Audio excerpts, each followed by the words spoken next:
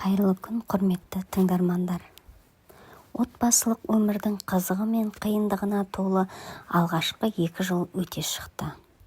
Күйеуім екеуміз бір-бірімізді жақсы танып, бұрыннан да жақын боп бара жатқандай едік. Бәрі жаңа қонысқа көшуден басталды. Ата-енемізден бөлек шығып, Алматыдағы көп қабатты үйлердің бірінен 517 номерлі пәтерге 3 апта бұрын көшкенбіз. Біз көшіп келген күні қарсы пәтерге де жас отбасы қоныс аударып, заттарын жиыстырып жатыр екен. Әйелі жұмыртқадай аппақ, сұлу десе сұлу. Күйеуі де сымбатына сұңғақ бойы келіскен сырбаз еді.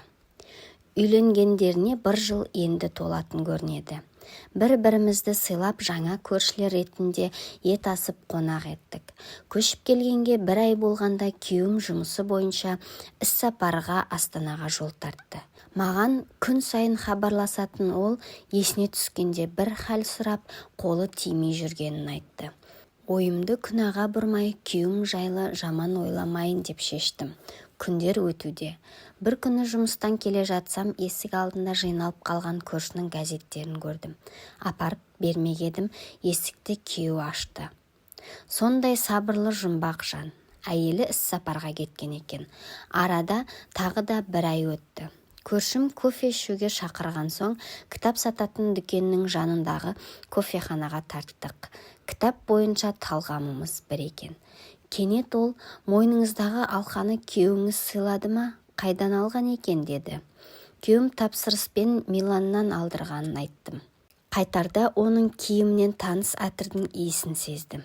Әтірді әйеліңіз сыйлады ма? Иісі жақсы екен. Ол да әйелінің әтірді Парижден алғанын айтты. Сол сәтте екеуміз бәрін түсіндік. Себебі оның әтірі менің күйеуімде де бар еді. Ал маған сыйлаған алқа оның әйелінде де бар. Қанша ойыммен қимасам да күйеуімді қалай ақтарымды білмедім. Арада тағы да уақыт өтіп жатты. Оның әйелі менің күйеуім қайтар емес.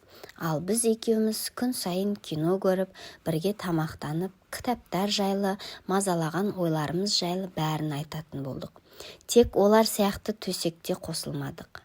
Бірақ жанды қинайтыны олардың тәнмен, ал екеуміздің жанмен көзге шөп салғандығымыз.